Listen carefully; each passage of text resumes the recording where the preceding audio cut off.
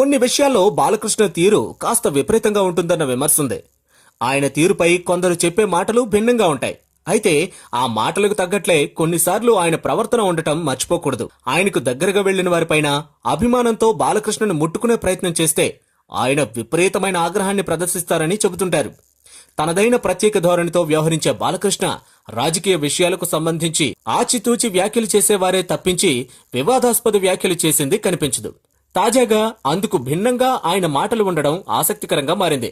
2 తెలుగు రాష్ట్రాలకు సంబంధించిన విషయాల్లో ఆచితూచి అన్నట్లు వ్యవహరించే బాలయ్య తొలిసారి కాస్త బ్యాలెన్స్ తప్పినట్లుగా కనిపిస్తోంది. సోమవారం ఏపీలోని వెలగపూడిలో నిర్మించిన తాత్కాలిక అసెంబ్లీలో తొలిసారి అసెంబ్లీ సమావేశాలు స్టార్ట్ అయిన వేళ ఆయన చేసిన వ్యాఖ్యలు ఆసక్తికరంగా మారాయి.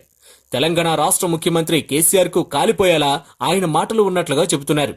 చిత్ర పరిశ్రమను హైదరాబాద్ నుంచి తరలిస్తామని చెప్పిన బాలకృష్ణ ఇంకా దీనిపై నిర్ణయం తీసుకోవాల్సి ఉందని చెప్పడం గమనార్హం. టాలీవుడ్ ను ఏపీకి తరలించే అంశంపై ఇప్పటి వరకు ఎవరూ కీలక వ్యాఖ్యలు చేయని నేపథ్యంలో అందుకు భిన్నంగా బాలకృష్ణ వ్యాఖ్యలు పెను దుమారాన్నే రేపడమే కాదు, తెలంగాణ రాష్ట్ర ముఖ్యమంత్రి కేసీఆర్ ఆగ్రహానికి కారణం కాగలదని చెబుతున్నారు.